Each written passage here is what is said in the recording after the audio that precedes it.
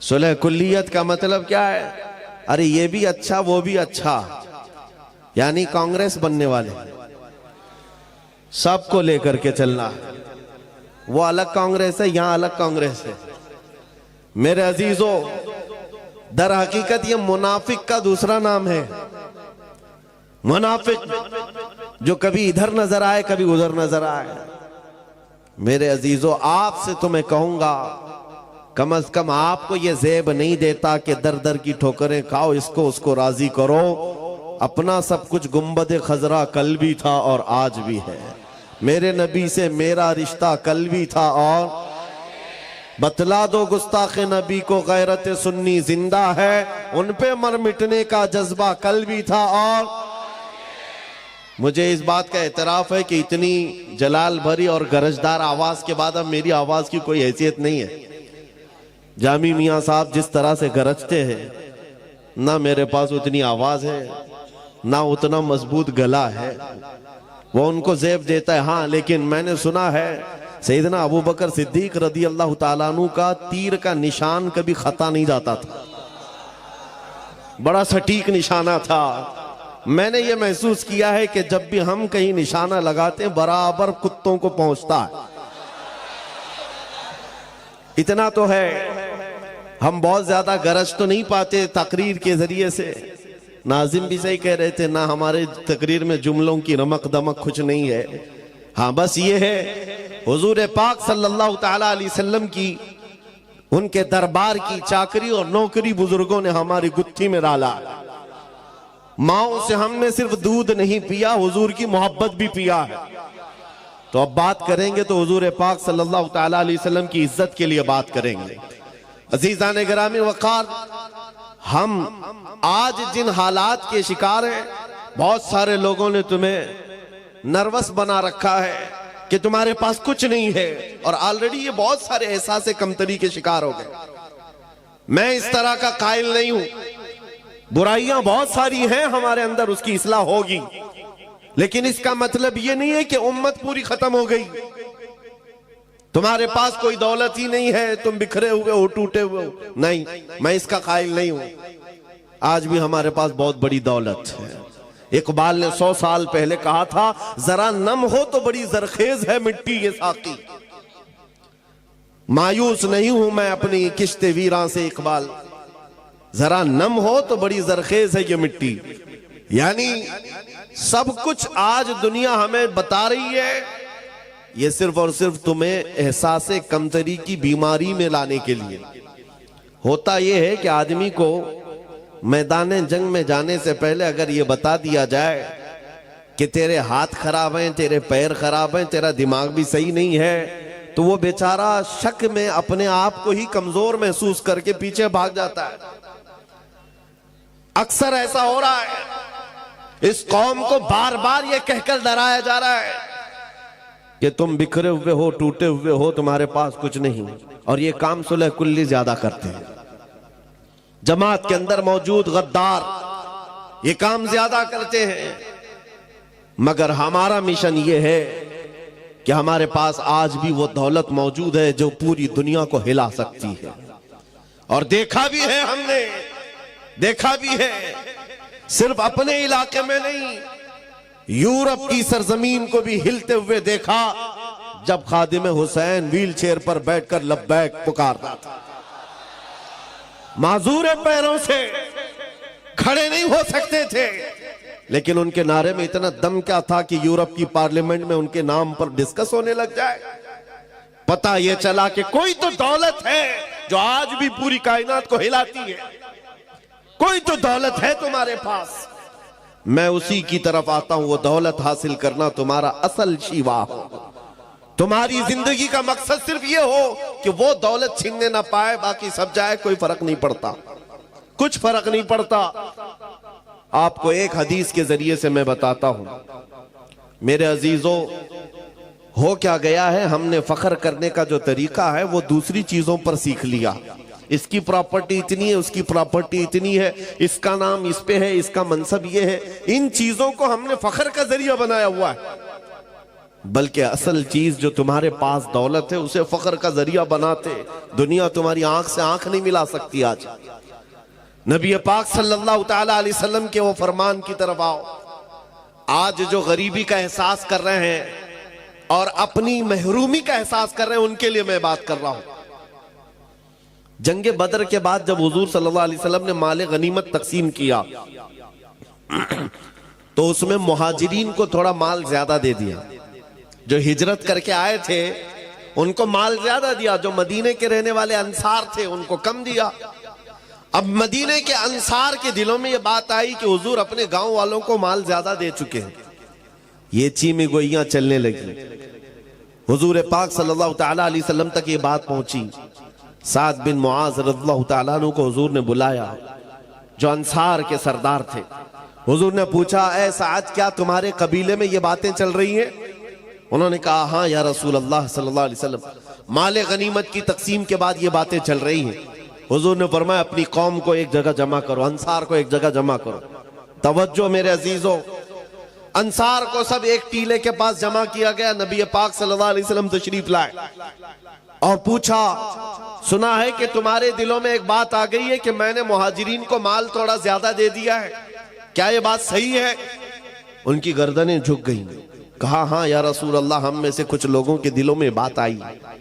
नबी पाक सल्लल्लाहु अलैहि वसल्लम ने वो खुतबा दिया। बुखारी शरीफ और मुस्लिम शरीफ पढ़ो, आंखें नम हो जाती। अल्लाह के हबीब सल्लल्लाहु तआला अलैहि वसल्लम ने अंसार से कहा, हाँ ये तुम कह सकते हो ए अंसार कि हम मक्का छोड़कर आए थे, घर नहीं था, तुमने घर दिया। हमारे पास कोई थे नहीं, तुमने आसरा दिया। लेकिन क्या ये बात सच नहीं कि तुम गुमराह थे, अल्लाह ने मेरे जरिए तुम्हें हिदायत दी? तुम बिखरे हुए थे, अल्लाह ने मेरे जरिए तुम्हें मुत्तहिद किया। तुमको अल्लाह ताला ने मेरे जरिए से इज्जत दिया।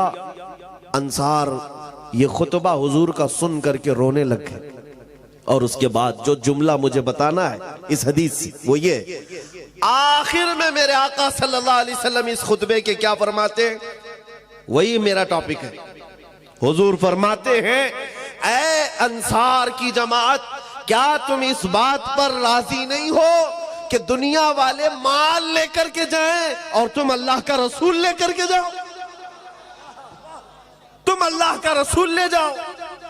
अंसार कहते हैं, उस दिन इतना रोए थे कि उनकी दाढ़ियों से भी आंसू के कतरे टपक रहे थे। जब रसूल पाक मिल गए तो फिर क्या है। आज वही मैं कहता हूं मेरे अजीजों, तुम्हारे पास वो दौलत है कि अगर नाम लो तो बेइख्तियार तुम्हारे अंगूठे लबों से लग जाते। आज भी वो दौलत है कि नहीं है? मुअज्जिन मस्जिद में पुकार रहा है, अशहदु अन्ना मुहम्मदर रसूलुल्लाह, तो हम रास्ते पर चल रहे हो लेकिन अंगूठे चूम लेते हो। ये वो दौलत है जो तुम्हारे सीनों में मौजूद है। जब हुजूर की बात आए, चेहरों पर एक अलग रंगत आ जाती है। एक नात खां को पढ़ते हुए देखो, अगर हकीकत में हुजूर का तस्वुर लेकर के कोई सुनता है, उसके चेहरे की रमक दमक बताती है कि दिल कितना उजाला। आज भी तुम्हारे पास वो दौलत है, और अगर ये दौलत नहीं होती तो ये मीडिया के दज्जाली भेड़िए क्यों भौंक रहे होते? क्यों भौंक रहे होते? उन्हें तो पता है ये 14% है, यहां पर शुमार भी है ना, 14% है। हमारे लिए Shri Krishna report, Sachar committee report, सब कुछ है इनके पास। जो 10-10 साल सर्वे किए हुए जजेस ने रिपोर्ट पेश किया है सुप्रीम कोर्ट को कि मुसलमानों की हालत दलितों से भी नीचे है, बैकवर्ड हैं ये लोग, एजुकेशन में कम है, माल में भी कम है, ओहदों में भी कम है, डिपार्टमेंट में भी नहीं है, फौज में भी नहीं है। ये रिपोर्टें क्या ये मीडिया के दज्जाल नहीं पढ़ते? सब पता है, सब पता है, लेकिन बार बार हम पर भोंकते क्यों हैं? कभी सोचा आपने, जो कौम अपना एक ढंग का लीडर नहीं रखती, जो कौम के पास इत्तेहाद नहीं है, ये मीडिया 24 घंटे इस कौम को निशाने पर रखा क्यों है? बात सिर्फ ये है कि तुम कहते हो हमारे पास कुछ नहीं, वो बार बार कहते हैं तेरे पास कुछ है, तेरे पास कुछ है। तुम बार बार कहते हो हम लुटे हुए हैं, वो कहते नहीं तुम बड़े डरावने हो, तुम्हारे पास कुछ है। जिसको इकबाल कहता है, कुछ बात तो है कि मिटती नहीं हस्ती हमारी, कुछ बात तो है कि मिटती नहीं हस्ती हमारी, सदियों रहा है दुश्मन दौरे जमा हमारा। तौहीद की अमानत सीनों में है हमारे, आसान नहीं मिटाना नामो निशा हमारा। मेरे अजीजों, जिस दौलत को मैं आपके सामने रख रहा हूं वही हमारे फख्र का जरिया है। इकबाल ने तो दीन की डेफिनेशन जो की है वो क्या है? टोपियां लगाकर घूमना दीन नहीं, दाढ़ियां सजा करके घूमना इसी को दीन नहीं कहा जाता, जुब्बों को दीन नहीं कहा जाता। दीन क्या है? मुस्तफा बरसा खैश के दी हमाओस, अपने आप को नबी के कदमों तक पहुंचा दे, दीन इसी का नाम है। दीन यही है। गर्ब उन रसीदी तमाम बुल हबीस, और अगर हुजूर तक नहीं पहुंच सका तो जिंदगी अबू लहब की तरह। सुलह कुल्लियत का कीड़ा जिन्हें काटा है उनको मैं बताता हूं। हुजूर पाक सल्लल्लाहु तआला अलैहि वसल्लम के लिए सहाबा का जज्बा क्या था? सहाबा किस बात को ऐने ईमान समझते और ऐने हयात समझते? जिंदगी का भी मकसद वही है। क्या था? एक अनस बिन नुज़ैर सहाबी रसूल है। जानते हो, इस बात में मशहूर थे कि उनकी बीवी से उनको कमाल दर्जे का इश्क था, मोहब्बत थी, बहुत मोहब्बत करते थे अपनी बीवी से। लेकिन रसूल पाक के सहाबी भी, हुजूर पाक सल्लल्लाहु अलैहि वसल्लम उनके घर आए हैं, दोपहर का वक्त है। अनस बिन नुज़ैर हुजूर की मेहमान नवाजी कर रहे हैं। मक्का से कोई एक कासिद आया खत लेकर के हुजूर के पास, हुजूर पाक के पास पेश किया। रसूल अल्लाह सल्लल्लाहु अलैहि वसल्लम, बड़ा राजदार खत है। हुजूर ने लिया, अनस बिन नुज़ैर को दिया, कहा कि पढ़ो अनस क्या है इसमें, सुनाओ। अनस बिन नुज़ैर ने खत खोल करके सुनाया। मक्का वाले जंग की तैयारियां कर रहे थे, उनके जंगी हालात को खत में बयान किया गया। नबी पाक सल्लल्लाहु तआला अलैहि वसल्लम ने खत को बंद करके कहा, अनस ये तेरे और मेरे बीच राज है, तेरे और मेरे बीच राज है। हुजूर ने जैसे ही फरमाया, अनस बिन नुज़ैर ने गर्दन झुका ली। अल्लाह के नबी सल्लल्लाहु तआला अलैहि वसल्लम बाहर निकलकर तशरीफ ले गए। थोड़ी ही देर के बाद इनकी बीवी अंदर से बाहर आती है, कहती है, अनस क्या बात चल रही थी तुम्हारे और हुजूर के बीच में? अनस बिन नुज़ैर जो कमाल दर्जे का इश्क करते थे, मोहब्बत करते थे बीवी, कहते खबरदार, वो रसूलुल्लाह का राज, इसमें तुम बीच में मत आना। कमाले ईमान है ये। इश्क को एक तरफ रखो, हुजूर की जात अलग है। जहां नबी की बात आए, बीवी ने कहा मुझे भी तो सुनाओ क्या बात है, मैं तुम्हारी इतनी करीबी हूं। कहा सब ठीक है। हुजूर ने फरमाया राज है। बीवी ने हंस करके कहा, अनस बिन नुज़ैर क्या छुपाते हो, दीवार के पीछे से मैंने सुन लिया है, मक्का से खत आया है, जंग की तैयारियां हो रही हैं। ओ, बीवी ने तो सुन लिया था। अनस बिन नुज़ैर ने क्या कहा जानते हो? कहा कुछ नहीं, सीधे जाकर गर्दन पकड़ ली अपनी बीवी की, जिससे कमाल दर्जे की मोहब्बत करते थे। गर्दन पकड़ लिया, कहा उस वक्त तक गर्दन से तेरे हाथ नहीं हटाऊंगा जब तक रसूलुल्लाह का फरमान नहीं आएगा, क्योंकि ये मेरे और नबी के दरमियान राज था। तूने सुन लिया तो कहीं अल्लाह मुझ पर अजाब ना भेज दे कि नबी के राज को इफ्शा किया है अपने इश्क और अपनी मोहब्बत की बुनियाद पर। और गर्दन पकड़ करके ले आए हुजूर तक। हुजूर पाक सल्लल्लाहु तआला अलैहि वसल्लम के पास लाए, कहा आका मेरा कसूर नहीं है, इसने दीवार के पीछे से बात सुन ली, आपने कहा था राज है, मैं इससे बहुत मोहब्बत करता हूं आका, लेकिन राज इसने सुन लिया है, मैं गर्दन से हाथ नहीं हटा रहा हूं, अगर आप फरमाए तो इसकी जिंदगी में खत्म कर दूं।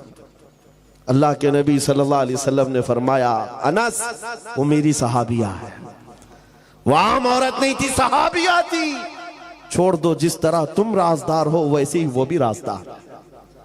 अल्लाह के हबीब सल्लल्लाहु तआला अलैहि वसल्लम ने फरमाया, तब अनस बिन नुज़ैर ने हाथ हटाया, उन सहाबा के मेयार को क्या पहुंच सकोगे, सारी दुनिया एक तरफ डाल दी, हुजूर अगर राजी है तो पूरी कायनात हमारी।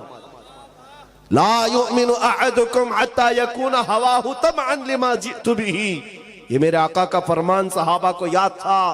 तुम में से उस वक्त तक कोई मोमिन नहीं हो सकता जब तक कि अपनी ख्वाहिशात को मेरी मर्जी के मुताबिक ना बनाए।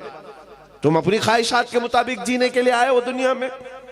यहां लोग, आपसे एक मसला मैं पूछता हूं, ये मेरी चादर है, मैं इसको चाहे 4 मर्तबा फोल्ड करके पहनूं, 3 मर्तबा, मेरा इख्तियार है कि नहीं है? मेरी चीज है, मैं जिस तरह चाहे पहनूं। मेरा अमामा है, मैं जिस तरह चाहे बांधूं।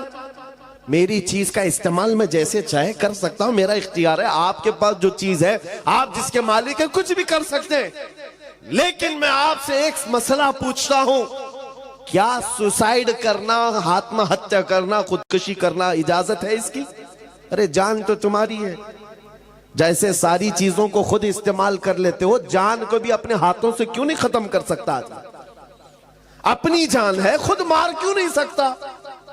नहीं, इसकी इजाजत नहीं है सुसाइड करने की। क्यों नहीं है? साफ सी बात है, जान के तुम मालिक ही नहीं तो जान ले कैसे सकते? अन्नबिय्यु औला बिल मुमिनीन मिन अनफुसिहिम। कुरान कहता है मोमिनों से उनकी जान से ज्यादा करीब और जान के मालिक वो नबी रहमत की जात, मालिक रिकाबिल उमम। हम अपनी मर्जी से जीने नहीं आए यहां पर, हम अपनी ख्वाहिशात से जीने नहीं आए। जो ये कहता है वो झूठा है और वो धोखे में पड़ा हुआ आदमी है। मौलाना साहब अभी तो एंजॉय करने दो, थोड़ा बहुत इंटरटेन करने दो, जवानी है। तुमने अपने दिल की सुनी मेरे अजीज, शायद हो सकता है तुमने गैरों को देखा हो और उनके पीछे चल पड़े। ईसाई नाचते हैं, शराब पीते हैं, हिंदुओं के यहाँ अलग त्योहार आते हैं, इतने अलग अलग किस्म के उनके यहाँ भंगड़े होते हैं, मैं क्यों ना करूं? शेर चला कुत्ते की चाल, अपनी चाल भूल गया। तुमको नबी रहमत सल्लल्लाहु अलैहि वसल्लम की उम्मत में बनाया गया और रब ने खैर उम्मत का लक़ब तुम्हें दिया। तुम्हें कुत्तों को देखने के लिए नहीं भेजा गया, तुम्हें खालिद बिन वलीद को देखने के लिए भेजा गया है। सलाहुद्दीन अय्यूबी को देखो, मुस्तफा करीम के कदमों को देखो। अपने से नीचों को देखोगे तो नीचे बनते चले जाओगे, ऊपर देखो अल्लाह तुम्हें बुलंदी पर ले जाएगा। ऊपर देखो, अपनी ख्वाहिशात से हम जीने नहीं आए हैं। हमें जो करना है यहां पर, एक बात मैं बताता हूं, सूफिया इकराम का एक मसलक है। जब वो किसी की तरबियत करते, मुजाहिदे करवाते, मुजाहिदे हैं, मुराकबे हैं, मुहासबे हैं, मुकाशफे हैं, ये मंजिलें हैं। वहां पर पहले खाने को तर्क करवाया जाता है, दुनिया की ख्वाहिशात निकाली जाती है, नींद कम, बोलना कम, खाना कम, बहुत कुछ वहां तरबियतें होती। लेकिन एक मंजिल है मुराकबे की, मुराकबा। ये क्या होता है मुराकबा मालूम है? हजरत जुनैद बगदादी रहमतुल्लाह ताला अलैह ने फरमाया, मुराकबा करो और जिसका मुराकबा मुकम्मल हो गया वो अल्लाह का वली बन गया। मुराकबा क्या है सुनना चाहेंगे आप? बहुत आसान अमल दे रहा हूं, बहुत आसान अमल। मुजाहिदे में बहुत लंबी नमाजें हैं, रात रात भर खड़े होकर इस्तिग़फ़ार करते रहो मुजाहिदे। मुराकबा बहुत आसान है। क्या है? बस आंख बंद करके खामोश थोड़ी देर बैठ जाना, बस यही मुराकबा है, कुछ नहीं है इसमें। मुराकबा आंख बंद कर खामोश बैठना। 5 मिनट बैठो कि 10 मिनट बैठो, घंटा भर बैठो, तुम्हारा इख्तियार, लेकिन थोड़ी देर खामोश बैठना है।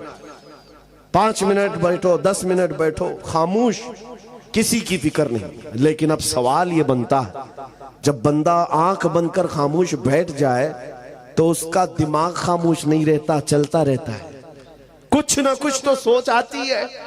अरे वो कहीं पे भी तन्हा बैठे तो उसकी अकल के घोड़े दौड़ते रहते हैं, वो खामोश नहीं हो सकते। हजरत जुनैद बगदादी से पूछा गया कि मुराकबे में अगर थोड़ी देर खामोश बैठना ही इबादत है और सोच आती रहे तो क्या सोचे?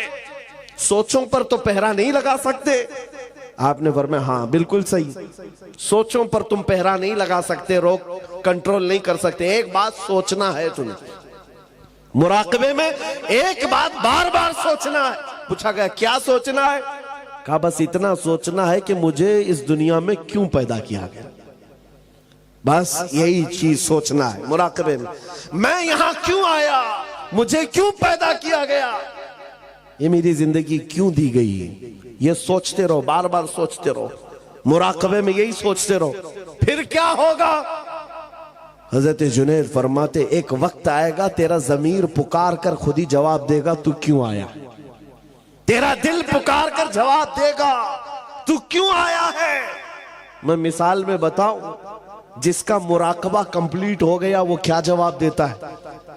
बैठ करके रोजाना सोचता हो मैं क्यों आया, मेरी जिंदगी क्यों मिली, मुझे हयात क्यों दी गई, मुझे क्यों भेजा गया, रोज सोचता रहे। एक दिन उसका मुराकबा कंप्लीट होता है तो दिल उसका पुकार कर कहता है जिंदगी ये नहीं किसी की किसी के लिए, जिंदगी है नबी की नबी के लिए। ना समझ मरते हैं जिंदगी के लिए, जीना मरना है सब कुछ नबी के लिए। जिसका मुराकबा कंप्लीट हो गया, ताजुश शरिया ने पुकार कर कहा था जिंदगी ये नहीं है किसी की, हाँ जिंदगी है नबी की। ये जमीर पुकार कर खुद जवाब देता हम क्यों आए। और आला हजरत का मुराकबा हुआ होगा, तब उन्होंने क्या कहा था, दहन में जुबान तुम्हारे लिए, बदन में है जान, और हम आए यहां उठे भी वहां। जमीर पुकार कर कह रहा है हम अपने लिए नहीं आए हैं या रसूल अल्लाह, जीना मरना तुम्हारे लिए, हुजूर के लिए आए हैं। उसी इमाम ने कहा था ला युमिनु, उसी इमाम ने कहा अला ला ईमान अली मल्ला मोहब्बत अला, उसका तो ईमान भी नहीं जिसके सीने में उनकी मोहब्बत नहीं। अजीजा ने गिरामी वकार, जिंदगी का मकसद समझो। कुरान में भी अल्लाह फरमा रहा है फहसिबतुम अन्नमा खलकनाकुम अबसा, तुम क्या ये गुमान करके बैठे हो कि हमने तुमको बेकार पैदा किया है। अल्लाह ने किसी को बेकार नहीं पैदा किया। तुम चौक पर, चौराहों पर, गटर नालों पर बैठकर अपनी जिंदगी को तबाही पर ना ले जाओ। तुम्हारा एक एक लम्हा कीमती है नौजवानों, तुम्हारी जिंदगी बड़ी कीमती है। सहाबा की जिंदगी को देखो, अल्लाहु अकबर। तुम्हें ऐसा लगता है कि हम कुछ सख्त बोलते हैं। एक गांव गया था, कुछ लोगों को डर लगता भी है, तो सेक्रेटरी साहब थे गांव के कमेटी के, कान में मुझे कहते हैं हजरत वो थोड़ा सा शहादत पे वगैरह बयान मत कीजिए, बच्चे बहुत उकसा हो जाते हैं, बच्चे बहुत ज्यादा अलग माइंड के हो जाते हैं। मैं 1.5 घंटा शहादत पे ही बयान की। कहा जिस चीज को तुम अपनी कौम से छीनना चाहते हो मैं वो देना चाहता हूं। तुम्हें क्या पता है शहादत की लज्जत क्या है। गैरों के तलवे चाटने वालों को क्या खबर है। हुजूर पाक सल्लल्लाहु ताला अलैहि वसल्लम की वफा के लिए जिन बच्चों ने अगर आज़म भी उठाया है, उनके हौसलों को ना तोड़ो। बस बात हम इतनी करते हैं कि हम गैर कानूनी काम नहीं करते जी, हम गैर कानूनी काम नहीं करते। मैंने आज तक बारहा ये कहा है, पूरी दिल्ली से लेकर मुंबई तक पता नहीं कितनी एजेंसियां बार बार तफ्तीश के लिए आती हैं, जो भी कि क्या खुफिया मीटिंग है, खुफिया प्लानिंग। आज तक हमने कोई सीक्रेट मीटिंग की ही नहीं, कोई खुफिया प्लानिंग किया ही नहीं, ना ही किसी के मारने का, ना ही किसी की प्लानिंग का। इसलिए कि हम तरबियत छुप करके अंडरग्राउंड नहीं देते, मैदानों में अलल ऐलान कहते हैं। जो भी बात कर रहे हैं ये मिंबर पर कर रहे हैं। बात सुनो, मैं क्या कह रहा था। हुजूर पाक सल्लल्लाहु ताला अलैहि वसल्लम के लिए अगर आप ये समझते हो कि अभी मेरी जवानी है, मैं जवानी में अभी ऐश करूंगा, आप मदीने के उस दूल्हे के बारे में क्या कहोगे जिसकी आज ही शादी हुई। सैयदना हंजला अपनी दुल्हन को लेकर घर आए हैं, रात शबे अरूसी मना रहे, सुहाग रात। ये एक मर्द के लिए जिंदगी की खूबसूरत रात कही जाती, उसके अरमानों की रात है। दुल्हन के साथ शबे विसाल में है। बाहर किसी ने ढिंडोरा और निदा दी, या अय्युहल मुस्लिमून क़ाल रसूलुल्लाह सल्लल्लाहु अलैहि वसल्लम इज़हबू इलल जिहादी फी मरदातिल्लाह। ऐ मुसलमानों, अल्लाह के रसूल ने फरमाया है जिहाद की तरफ निकलो अल्लाह की रजा के लिए। उहद के मैदान की तरफ हुजूर पाक तशरीफ ले जा रहे हैं। बिस्तर छोड़कर आज का दूल्हा उठ गया, रात को उठा, अपनी शरीके हयात से कहा अलविदा। चाहो तो तलाक ले लो, बकिया जिंदगी इद्दत के बाद किसी और से निकाह कर ले लो, या फिर अल्लाह की मर्जी पर कायम रहो। खातून वो नहीं थी जो पांव पकड़ ले और बेड़ियां डाल दे जवान को कि कहां मुझे अभागन बनाए जा रहे हो, एक रात लाए हो, किसके हवाले छोड़ जा रहे हो। नहीं, खातून मदीना थी, कहती है ऐ मेरे सरताज अल्लाह हाफिज, जाओ सही सलामत आओगे तो गाजी की बीवी कहलाऊंगी, शहीद हो गए तब भी फखर से शहीद की बेवा कहलाऊंगी। जाओ, वाह वाह, अल्लाह के रसूल के साथ जा रहे हो, बेड़ियां किस बात की, इजाजत किस बात की। वो हंजला दौड़ते हुए मैदान जिहाद में शरीक भी हुए, जिनकी जानों की अहमियत थी कि नहीं मेरे अजीज, उनकी अपनी लाइफ, उनका अपना मिशन, उनकी अपनी जिंदगी थी या नहीं, लेकिन उन्होंने सब कुछ हुजूर के लिए वक्फ कर रखा था। इज्जत नबी के कदमों में ढूंढा है। जब मैदान उहद में शरीक हुए, इत्तेफाक यह है कि दूसरे दिन सैयदना हंजला की शहादत भी हुई। जिस दिन किसी का वलीमा हो और उस दिन उसकी लाश मैदान में पड़ी हुई हो, ये मजहर कहीं नहीं देख सकते। ये सिर्फ मुस्तफा के दीवानों में मिलता है, सिर्फ मुस्तफा के दीवानों में। बेशक वलीमे के दिन शहादत हो चुकी हो, हुजूर ने फरमाया सबकी लाशें जमा करो। सहाबा कहते सबकी मिल गई, हंजला की लाश नहीं मिल रही है मैदान में। हुजूर से जब ये कहा, नबी पाक सल्लल्लाहु ताला अलैहि वसल्लम सर झुकाए थे।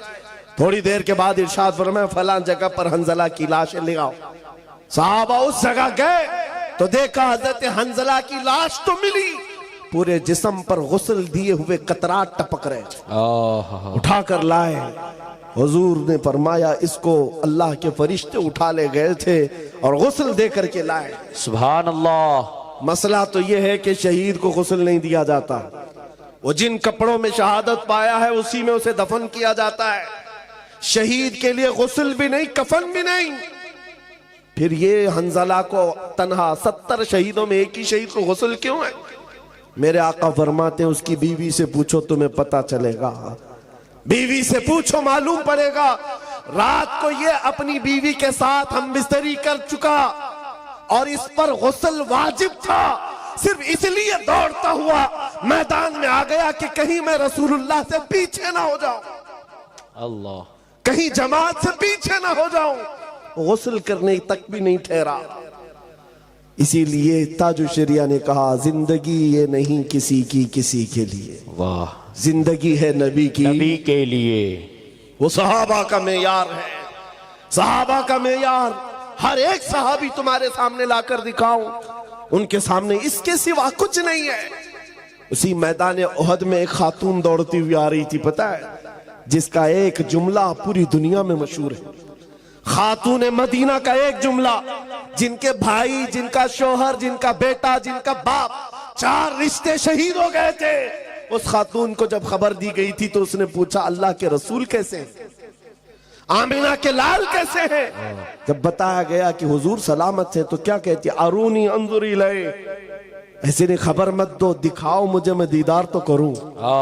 जिसका बेटा मैदान में शहीद हो चुका हो, जिसका भाई लाश के साथ मौजूद हो, जिसका शोहर खून में लथपथ हो, वो खातून कहती है आमिना के लाल को देख लो।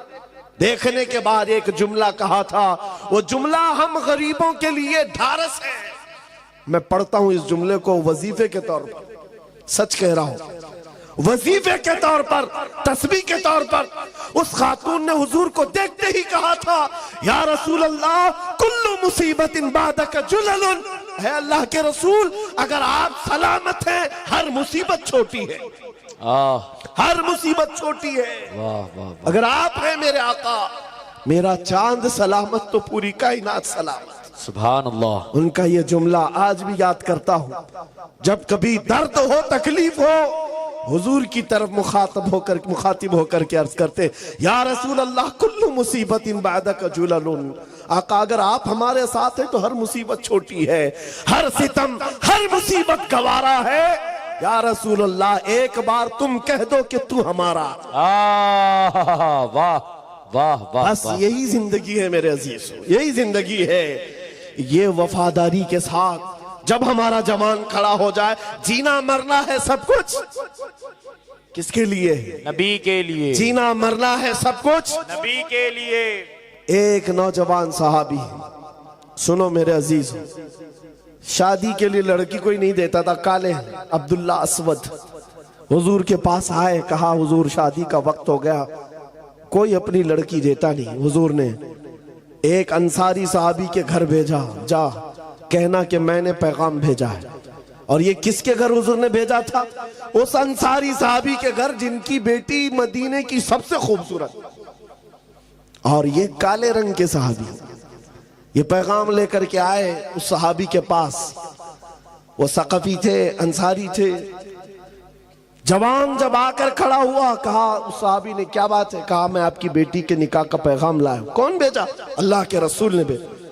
माँ माँ होती है, बाप बाप होता है, बेटी के लिए कुछ तो सोचेगा।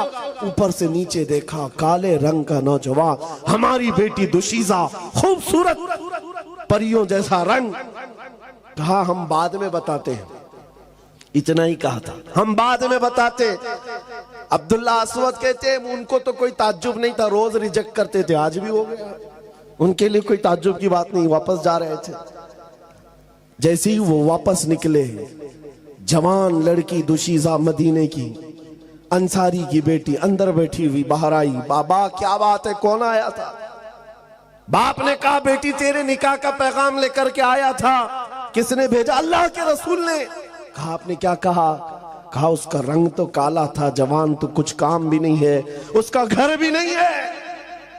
बेटी ने अंदर से क्या कहा? बाबा आपने कौन सी खता की? आने वाले के रंग को देखा, भेजने वाले के हुस्न को नहीं देखा। सुभान अल्लाह। भेजने वाले के हुस्न को नहीं देखा। वो अहसनु मिन कलम तरक़त्तु वाजमलु मिन कलम तलिदिन निसा। उस रसूल का हुस्न नहीं देखा। क्या बात है, वाह। बेटी ने बाप को तंबीह कर दी। ये ईमान था, अपनी ख्वाहिशात को मार डालो हुजूर के साथ। बेशक। जब नबी ने फरमा दिया अपनी ख्वाहिशात क्या चीज है, जैसे ही उस सहाबी को एहसास हुआ, वो दौड़ते हुए आए हुजूर के पास। और ये अब्दुल्ला असवद काले रंग के सहाबी हुजूर को अभी अपना वाकया बता ही रहे थे कि आका उन्होंने भी रिजेक्ट कर दिया। तब तक बाप भी दौड़ते हुए आए। कहा या रसूल अल्लाह माफी चाहता हूं, हुक्म के अमल में ताखीर की माफी चाहता हूं, मुझे माफ कर दे। मेरी बेटी भी राजी है, मैं भी राजी, मेरी बीवी भी राजी। आप इस नौजवान से मेरी बेटी का निकाह कर दें। मस्जिद नबवी में उस काले रंग के सहाबी का निकाह मदीने की हसीन लड़की के साथ खुद मेरे आका फरमा रहे। निकाह हो गया, घर भी नहीं है। हुजूर ने पैसे दिए, जाओ शादी का सामान खरीद लाओ, कुछ सामान ले आओ, घर बसाओ आज जा करके। अब्दुल्ला असवद शादी का पैसा लेकर बाजार में गए। शाम का वक्त था, माल हाथ में है, खरीदने के लिए तैयार हैं। ढिंडोरची ने आवाज दी कि अल्लाह के नबी सल्लल्लाहु अलैहि वसल्लम पर, मदीने पर मुशरिकीन का हमला हुआ है। आका सहाबा के साथ मदीने से बाहर जा रहे हैं। यह अब्दुल्ला असवद है जो शादी का सामान खरीदने गए थे, अब तलवार खरीद रहे हैं, नेजा खरीद रहे हैं, भाला खरीद रहे हैं, घोड़ा खरीद रहे हैं, लोहे की खुद खरीदा और लोहे की जिरा खरीदा। पूरा पैसा जंग के सामान में खर्चा कर दिया, सब खर्चा कर दिया, 1 रुपया भी नहीं बचाया। ये तो सोचते जंग करेंगे, बाद में तो शादी करनी है, बाद में तो घर बसाना है। नहीं, अल्लाह के नबी के साथ जाना है। माल किस चीज का नाम है? अपनी ख्वाहिशात किस चीज का नाम है? और अपनी ख्वाहिश जंग में जाने की जितनी थी पूरी कर लिया, सारे सामान ले लिया, माल से सब आया। और जब सफे लग रही थी, ये घोड़े पर बैठ कर के आए जिनके पास घोड़ा भी नहीं था। नया घोड़ा है, नया लिबास है, और टोपी लोहे की, जिरा लिबास लोहे का, तलवार चमकती हुई। और जैसे ही सफों में दाखिल हो रहा है, कुफार और मुशरिकीन में तहलका मचाया हुआ है, दरहम बरहम कर रहा है। हुजूर पाक सल्लल्लाहु अलैहि वसल्लम अपने खीमे से बैठकर देख रहे थे। सहाबा को बुलाया, पूछा ये बतल जलील कौन है, ये बहादुर कौन है? सहाबा पीछे लग गए, इधर से उधर से देख रहे, नकाब पड़ा हुआ है चेहरे पर, कोई नहीं पहचान रहा। आकर के हुजूर से कहा, आका ये तो अल्लाह की रहमत है, कहीं दूसरे, कहीं बाहर से आया हुआ है, मदीने का नहीं लगता, हम में से नहीं, हमारी जमात का नहीं, कोई और आया मदद के लिए। हुजूर ने मुस्कुरा कर कहा, तुम नहीं पहचान रहे, मैं उसके कहनियों के काले रंगत से पहचान रहा हूं, मेरा अब्दुल्ला अब्दुल्ला असवद है। मैंने उसको शादी का सामान खरीदने के लिए पैसे दिए थे, उसने सारा पैसा, सारा माल असबाबे जंग खरीदने में लगा दिया। मेरे अजीजों, शाम का वक्त था, जब इसी अब्दुल्ला अस्वद को नेजा मार करके दुश्मनों ने शहीद कर दिया। आज का दूल्हा, ख्वाहिशात होती हैं कि नहीं होती? शादी करने की किसकी ख्वाहिश नहीं है? अरे जिसकी शादी अभी 4 दिन बाकी है, अम्मा बहनें सब उसको घर में बिठा देती, बाहर नहीं निकलना, नजर लग जाती है जी, बाहर नहीं जाना। वो हल्दी भी पहना है, पता नहीं लीमू भी लेके घूम रहा है और क्या क्या लोहा भी रख के घूमता है, अलग अलग रस्में हैं। कितना डर है तुम्हें अपने इस दूल्हे से। वो दूल्हे मदीने के कैसे थे जिनकी माएं दूध भी हुजूर के नाम पे पिलाती, सुभान अल्लाह, हुजूर के नाम पर पिलाती थी। अब्दुल्ला अस्वद जब शहीद होकर गिर गए, 70 शहीद थे मैदान अहद में, लेकिन हुजूर पाक चल करके जब सब शहीदों को देख रहे थे, मुआयना कर रहे थे, अब्दुल्ला अस्वद के पास आए, नीचे बैठ गए हुजूर जमीन पर। मेरे आका जमीन पर बैठ गए, उनका सर उठाकर अपनी गोद में रख लिया और उनके सर से टोपी उतारी और अपने हाथों से उनके चेहरे की धूल को साफ किया। सहाबा कहते हैं शहीद तो बहुत थे, लेकिन अब्दुल्ला अस्वद की शहादत पर हम सबको फख्र था। पूरी दुनिया शादी में जितनी खुशियां नहीं मनाती होंगी, वो हुजूर की गोद में खुशियां मना रहा। तुम मिले तो फिर कायनात क्या चीज है? या रसूल अल्लाह, आप अगर हैं तो फिर दुनिया क्या चीज है? साहबा का यही मसलक है, यही मजहब है, यही है। आपको पता है माएं दूध भी इस नाम पे पिलाती हैं। एक जवान की शहादत हो चुकी है मैदान में, यही ओहद के कितने वाकयात। एक खातून दौड़ती हुई आई, कहा आका मेरा बेटा शहीद हो गया, इजाजत है तो मैं देख लूं। हुजूर इजाजत दे तो माँ बेटे को देखेगी, नहीं तो कौन सी माँ है? यहाँ पर तो नोहा करने लग जाती, मातम करने लग जाती, इन पर तो कंट्रोल किसी का नहीं। बेटे की लाश मैदान में है, हुजूर से पूछने आई, आप इजाजत दे तो देखो। हुजूर ने फरमाया जाओ अपने बेटे को देखो।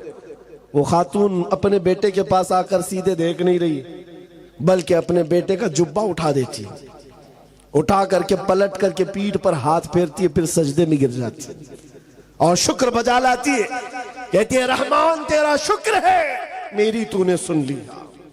जो करीब सहाबा खड़े थे वो पूछते हैं खातून क्या बात है, अपने बेटे की लाश पर तुम ये क्या कर रही हो? उसका जुब्बा उठा रही हो, पीठ फेर रही हो। वो मदीने की खातून कहती है सर आपने जो पूछा जवाब सुनो। जब सारे जवान जा रहे थे हुजूर के साथ, मेरा बेटा जैसे ही मेरे घर की चौखट से निकल रहा था, मैंने पकड़ कर कहा था बेटा याद रखना, अगर हुजूर पर कभी सख्त मामलात आ गए, दुश्मनों की तरफ से हालात खराब हो गए, पीठ फेर कर भागना मत, हुजूर को छोड़कर जाना मत, और अगर पीठ फेर कर भागते हुए मारा गया तो मैं अपना दूध माफ नहीं करूंगी। अगर हुजूर को छोड़कर जाते हुए मारा गया, मर भी गया, तो मैं दूध माफ नहीं करूंगी। फिर मुझे खबर मिली कि ओहद में हालात खराब हो गए, दुश्मनों की तरफ से हालात बिगड़ गए और वो गालिब आ गए। मेरा कलेजा धक धक कर रहा था कि हुजूर पर जब हालात इस तरह के मुशरिकीन ने बनाए हैं, तो कहीं मेरा बेटा हुजूर को छोड़कर भागा तो नहीं। मैं दौड़ती हुई मैदान में आई, लोगों ने कहा नहीं तेरा बेटा शहीद हो गया, तब भी इत्मीनान नहीं हो रहा था, भागते हुए तो नहीं मारा गया है। मैंने आकर पलट करके उसकी पीठ को सिर्फ इसलिए देखा कि पीछे से तीर लग करके मरा है तो भागते हुए मरा होगा, लेकिन अल्लाह का शुक्र है मेरे बेटे की पीठ पर एक भी तीर नहीं, सारे तीर सीने पर खाकर मरा। मां का फख्र भी यही है, जिंदगी ये नहीं किसी की और जिंदगी है नबी की। ना समझ मरते हैं जिंदगी के लिए, जीना मरना है सब कुछ। अजीजा ने गिरामी वकार, रात ज्यादा हो गई, मैं जिस बात को लेकर के अर्ज कर रहा हूं, काश तुम्हें यह एहसास हो जाए वो दौलत जिस दिन तुम्हारे अंदर शबाब के साथ आ जाए, लोगों का आंखों से आंखें मिलाना दूर, तुम्हारे सामने चेहरा उठाना भी मुश्किल हो जाए। ये अल्लाह ताला ने रौब रखा है इश्क रसूल की दौलत में। दूर बैठकर भौंकने वाले कुत्ते बहुत भौंकेंगे, लेकिन जहां ये दौलत इश्क मुस्तफा हो, उसके साथ दुनिया आज भी मुकाबला करने से कतराती है। डरती है। आला हजरत ने दुआ भी यही किया था, या इलाही जब रजा ख्वाबे गिरा से सर उठाए, दौलत बेदार इश्क मुस्तफा का साथ। जब कयामत के दिन बहुत लंबी नींद से हम उठेंगे तो यार अब हमारे पास अगर कोई दौलत हो तो सिर्फ हुजूर की मोहब्बत। ये चीज ऐसी है जिससे बंदा बेखौफ हो जाता है। आज मैं आपको मिसाल के लिए कह रहा हूं, जितनी बातें कही हो सकता है आपको लगता हो तारीख की बातें, पुरानी बातें होंगी, किताबों की होंगी।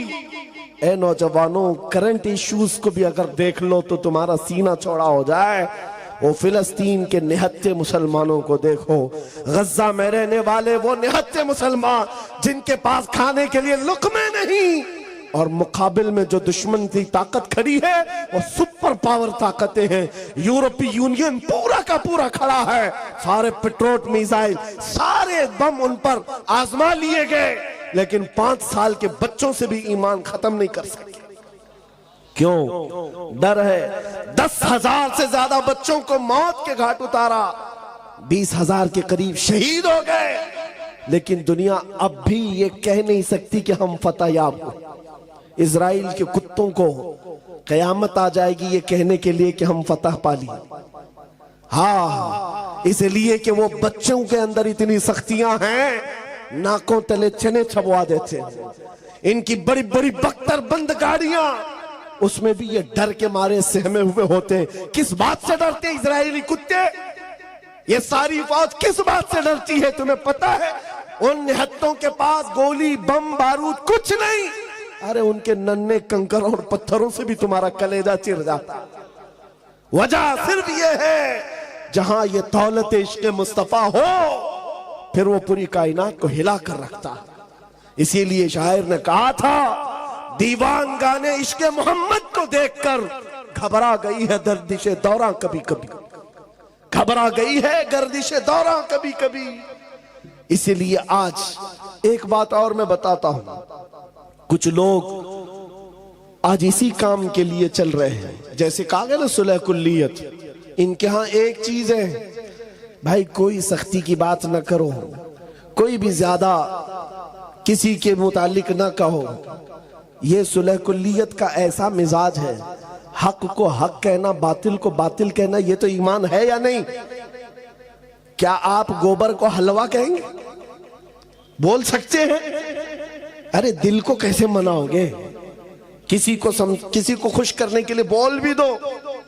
मियां गुजरात में इनका राज है, गोबर को हम कोहे नूर बोल रहे। हाँ, उनको मनाने के लिए बोल तो सकते हो, लेकिन जब चखोगे पता चलेगा गोबर गोबर ही है। मेरे बोलने से हलवा नहीं होता। इसीलिए कुर्सियों पर बैठे हुए लोगों की खुशामदी के लिए और वक्त की सख्ता को राजी करने के लिए अपने दीन धर्म मत बदलो। तुम दुनिया में भेजे गए हो मुस्तफा करीम की उम्मत बनाकर। अगर नबी राजी है तो अल्लाह ताला राजी है, और कायनात में वक्त बदलने वाला अल्लाह है, रब तबारक व ताला है। उन सुलह कुल्लियों का क्या होगा जो आज इनके जय जय के नारे लगा रहे? कल हमारा दौर आएगा, तब क्या कहोगे? किसके नारे लगाओगे? शर्मिंदा हो जाओगे। इसीलिए आला हजरत ने क्या कहा था, आज ले उनकी पनाह, आज मदद मांग उनसे, कल न मानेंगे क़यामत में अगर मान गया। या एक बात और भी मैं बताता हूं, कब्र में जाने के बाद 3 सवालात करते फरिश्ते। सबको पता है ना? सबको पता है वो सवालात, सबको मालूम है। तुम्हारा रब कौन है? दूसरा सवाल, तुम्हारा दीन क्या है? फिर से मैं पूछता हूं आपको, लफ्ज पर तवज्जो। मुनकर नकीर ये सवालात करेंगे, आपको बताया गया कि नहीं है? तुम्हारा रब कौन? जवाब तो देंगे, तुम्हारा रब कौन? आगे का लफ्ज मैं छोड़ रहा हूं सवाल में। तुम्हारा रब कौन? नहीं, मैं जवाब नहीं पूछ रहा आपसे, सवाल ही पूरा कंप्लीट करो सवाल को। सवाल क्या है? इसी में तो अहमियत है, पूरा मसला इसी का है। तुम्हारा रब कौन है या था? फरिश्ते क्या पूछेंगे? तुम्हारा रब कौन? ये कब्र में पूछ रहे हैं, अभी कौन है बता। तुम्हारा रब कौन है? फिर दूसरा सवाल भी क्या है? तेरा दीन क्या?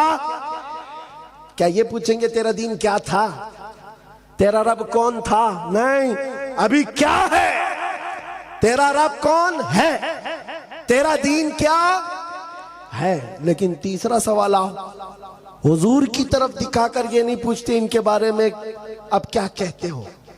नहीं, मा कुंत तक़ूलु फी हक़्क़ि हाज़ा रजुल, बता इनके बारे में दुनिया में क्या कहता था, कब्र में नहीं।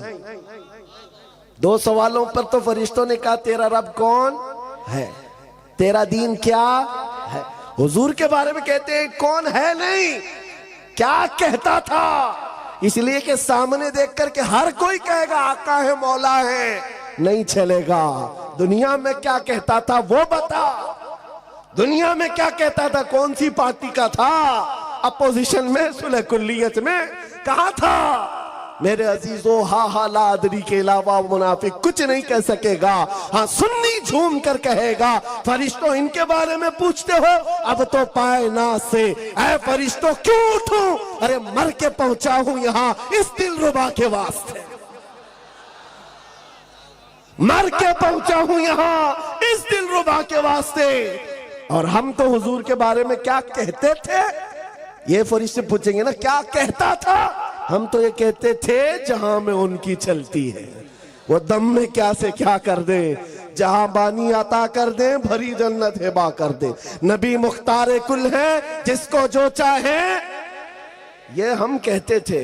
अजीजा ने गिरामी, इसीलिए मैं आज बात कर रहा हूं, यहां क्या कर रहे हो इसी का एतबार है। नबी पाक सल्लल्लाहु अलैहि वसल्लम की एक हदीस, हुजूर ने फरमाया किसी के अच्छे अमल देख करके उसके पीछे न लग जाओ। सही हदीस है। हुजूर ने फरमाया ये देखो कि उसका खात्मा किस बात पर है। हुजूर ने फरमाया उसका खात्मा किस बात पर है, सारी जिंदगी का तारो मदार उसी पर है। आज हम आपको बारहा ये समझा रहे हैं कि इन हालात के शिकार होकर घर बदलना, दीन बदलना, नाम बदलना यह हल नहीं है, तुम्हारे लिए इलाज नहीं है, कहीं पर नहीं बचोगे। बखुदा खुदा का यही है दर, नहीं और कोई मफर मकर, जो वहां से हो यहीं आके हो, जो यहां नहीं तो वहां नहीं। आखिरी बात सुनो, हदीस पाक से ही मैं खत्म करता हूं। दो सहाबा की दोस्ती तुम्हारे सामने रखता हूं। दोस्त भी कैसे थे, साद इब्न अबी वक्कास, अब्दुल्ला बिन जहश, जिनको कहते हैं ना हमारे यहाँ बहुत करीबी जिगरी दोस्त है, यानी उठना बैठना साथ में, खाना पीना साथ में, बाजार जाना साथ में, एक तरह के कपड़े पहनना। साद बिन अबी वक्कास, अब्दुल्ला बिन जहश, दोनों की गहरी दोस्ती थी, बड़ी यारी थी। उहद के मैदान में जाने से पहले रात को ये दोनों सहाबी बैठ गए, मुसल्ला बिछाते, कहते कल तो रसूलुल्लाह के साथ जाना है, 700 सहाबा है, 3000 काफिर है, हुजूर पाक के मदीने पर हमला हो रहे हैं। दोनों दोस्त क्या कह रहे हैं, क्या मशवरे चल रहे हैं, सुनो। दोनों कहते हैं, हजरत साद कहते हैं मैं दुआ करूंगा तू आमीन कहे। अब्दुल्ला बिन जैश कहते हैं ठीक है मैं भी दुआ करूंगा तू भी आमीन कहे। दोनों मुसल्ला बिछाकर बैठ गए, दुआ क्या करते हैं सुनो। साद इब्न अबी वक्कास हाथ उठाते हैं, या रब्बल आलमीन, कल सुबह जब रसूलुल्लाह के साथ हमारा जाना होगा, सफों में हम आगे बढ़ेंगे तेरे नबी के नाम की इज्जत की हिफाजत के लिए।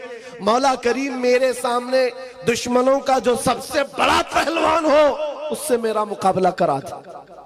दुआ क्या कर रहे हैं, जो सबसे बड़ा पहलवान हो मौला उससे मेरा मुकाबला करा। क्यों, साद इब्न अबी वक्कास की दुआ है। उधर अब्दुल्ला बिन जहश कह रहे आमीन आमीन। साद इब्न अबी वक्कास कहते मौला जब बड़े दुश्मन से मेरा मुकाबला हो, कभी मैं उसको सामने से मारूं, कभी दाएं से मारूं, कभी बाएं से मारूं, कभी पीछे से मारूं, फिर उसको गिराकर उसके सीने पर परचम इस्लाम लहराऊं, फिर कहूं लब्बैक या रसूल अल्लाह, फिर कहूं रसूलुल्लाह की इज्जत बुलंद है। यह दुआ है, दुआ रात के वक्त। और कल मैदान जंग में जाना है, जान हथेली पर लेकर दुआ। अरे ख्वाहिश भी कैसी, अरे कोई और जंग में गए भी ना सिपाही तो छुप छुप करके जान बचाते हैं कि दुश्मनों के वार ना आए। और ये साद इब्न अबी वक्कास कहते हैं जो सबसे बड़ा दुश्मन पहलवान हो मेरा उससे मुकाबला हो। दुआ पर आमीन कहा अब्दुल्ला बिन जहश ने। करीबी दोस्त थे, जिगरी यार थे। उसके बाद जब दुआ खत्म हुई कहा अब्दुल्ला बिन जहश अब मेरी दुआ हो, तुम आमीन कहो। ये दुआ के लिए हाथ उठाते हैं।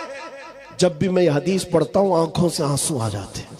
सच कहता हूं मेरे अजीज, अब्दुल्ला बिन जहश हाथ उठाकर कहते या रब्बल आलमीन, जब ओहद के मैदान में तेरे नबी के साथ मेरा जाना हो, मैदान में सफों के अंदर में आ जाऊं, है रब्बे करीम तेरे नबी के नाम की इज्जत की हिफाजत के लिए दुश्मनों की तरफ से तीर चले, कभी मुझे सामने से मारा जाए, कभी दाएं से मारा जाए, कभी बाएं से मारा जाए, कभी पीछे से मारा जाए, कभी मेरे जिस्म के टुकड़े टुकड़े किए जाए और हर टुकड़े से मैं कहूं अल्लाह के रसूल की इज्जत बुलंद, इस्लाम बुलंद है। ये ख्वाहिश, एक की ख्वाहिश है बड़े पहलवान से मुकाबला करने की, एक की ख्वाहिश है कि हुजूर के नाम पर कट कट कट कट के मर जाने की। दोनों ने आमीन कहा। उसके बाद सुबह हुई, सफों में गए। जानते हो मेरे अजीजों, ये सहाबा ऐसे थे, रसूल करीम सल्लल्लाहु अलैहि वसल्लम के चहेते सहाबा हैं।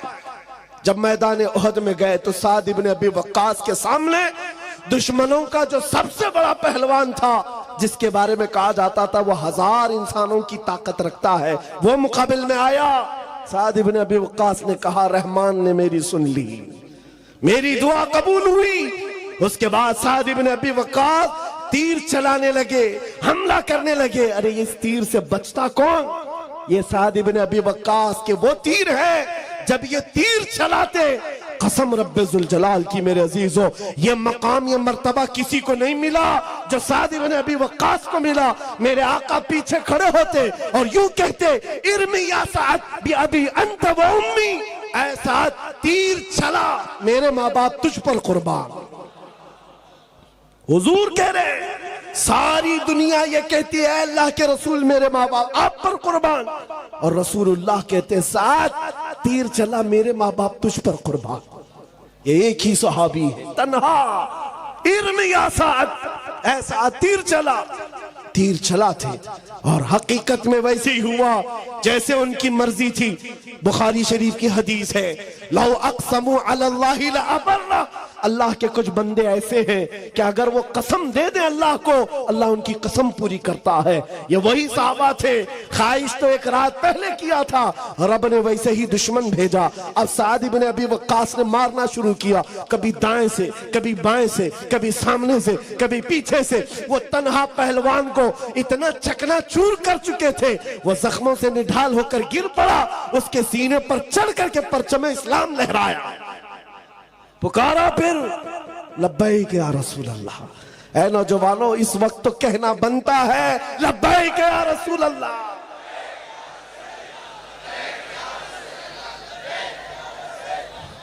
सुनो आगे की बात। इनकी दुआ तो कबूल हुई और अब्दुल्ला बिन जहश की दुआ भी कबूल हुई।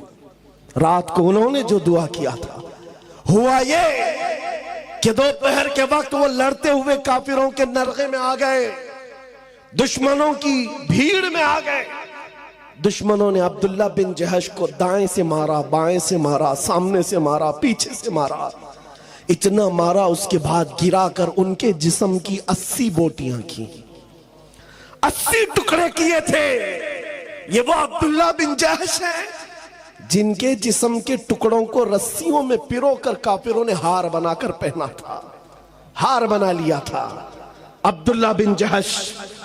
मेरे अजीजों, अब जो बात कहनी है वो खुलासा कलाम, तकरीर का मेरे माहसल है, लुब्बे लुबाब है। जंग के खत्म के बाद जिसका बहुत करीबी यार दुनिया से गया, उस पर क्या बीतती है। जिसका जिगरी यार चला गया। साद इब्न अबी वक्कास निकलते हैं मैदान में ढूंढते हुए, मेरा अब्दुल्ला बिन जहश कहाँ है। जिगरी यार था, जिसके साथ उठना बैठना मेरा, रोज की हमारी गुफ्तगू उसके साथ। पता चला अब्दुल्ला बिन जहश शहीद हो गए, काफिरों ने उनके जिस्म के टुकड़े कर दिए। अब्दुल्ला बिन जहश की लाश को देखने के लिए साद इब्न अबी वक्कास आते हैं। आकर देखा तो टुकड़े बिखरे हुए थे। उनके जिस्म के टुकड़ों को उठाया, अभी जान बाकी है, जैसे गोश्त भड़क रहा हो और गोश्त से आवाज आती हो रसूलुल्लाह की इज्जत सलामत है, अल्लाह के रसूल की इज्जत बुलंद है। साद इब्न अबी वक्कास ने जो जुमला कहा वही मेरी तकरीर का हासिल है। आपने उनके जिस्म के टुकड़ों को जमीन पर रखा और कहा, ए अब्दुल्ला, कल की रात मैंने भी दुआ की थी, तूने भी दुआ की थी, अल्लाह ने दोनों की दुआ कबूल की, लेकिन कसम रब्बे जुल जलाल की, मेरी दुआ से तेरी दुआ कई दर्जा अफजल है, इसलिए कि दुश्मनों को मारने का मजा और है, नबी की मोहब्बत में मर जाने का मजा और है, मर जाने का मजा और है। जिंदगी ये नहीं किसी की, किसी के लिए जिंदगी है नबी की, और ना समझ मरते हैं जिंदगी के लिए, जीना मरना है सब कुछ नबी के लिए। ऐ सुन्नियो, आज मैं तुमसे पूछना चाहता हूं, जिंदगियां जो रब ने तुम्हें दी हैं, नबी को छोड़कर कब तक भागोगे? कहां तक अपनी ख्वाहिशात की पैरवी करोगे? आज तुम्हारे हाथों में ताश के पत्ते, शराब की बोतलें, आज तुम्हारे मोहल्लों को बदनाम कर रखा गया है। कोई भी नशा पूछे तो उसे मुसलमानों का मोहल्ला बताया जाता है। ये कैसी किस्म की बेहयाइयां हमारे मोहल्लों में आ गई? मुझे बताओ, उन सहाबा के सामने कल कयामत के दिन तुम्हें खड़ा होना होगा जिनके जिस्म के 80 टुकड़े हो गए, उस वक्त तुम क्या मुंह दिखाओगे? एक साद इब्न रबी है सहाबी, जिनको 12 नेज़े लगे थे, पेट फट गया था, अंतड़ियां बाहर आ गई थी, जान अभी बाकी थी। जो सहाबी करीब आए उनसे क्या कहते हैं? साद इब्न रबी, साद इब्न रबी कहते हैं, ऐ मेरे दोस्त, जाओ अल्लाह के रसूल को सलाम कह देना, मैं जिंदा रह करके आपकी इज्जत की हिफाजत का हक अदा नहीं कर सका। 12 नेज़े लगे हो, पेट फट गया हो, फिर कहते हैं मैंने हक अदा नहीं किया, हक अदा नहीं किया। हम तो बिरयानियां खाकर, गोश्त मुर्गे खाकर अभी भी ये सोचते हैं कि नारे लगाकर हक अदा कर दिया। जिन्होंने जानें दे दी, पेट फट गया, औलादें फना कर दी, फिर कहते थे जान दी हुई उसी की थी, हक तो ये है कि हक अदा ना हुआ।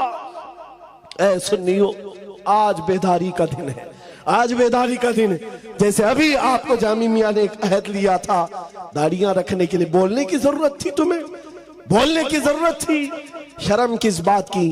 अरे दूसरों को देखो, चोटी रखने में शर्म नहीं आती, तुम्हें दाढ़ी रखने में क्यों शर्म आए? लोगों को हिजड़ा बनने में शर्म नहीं आती आज, और आपको हुजूर की सुन्नतों पर चलने का किस बात का डर है? अगर गुलाम हो तो खुलकर गुलामी करो, हुजूर से अगर मोहब्बत है, मोहब्बत का खुलकर इजहार करो। जहां जाओगे हर जगह मोहम्मद अरबी सल्लल्लाहु अलैहि वसल्लम का दीवाना हो। लोग तुम्हें पहचानने के लिए न कहें बता नाम क्या है तेरा, न पता चले बाप का नाम क्या है, न पता चले दादा का नाम क्या है। नहीं मेरे अजीजों, मुझे पहचानने के लिए लोगों को मेरे बाप मेरे दादा का नाम पूछने की जरूरत ना है।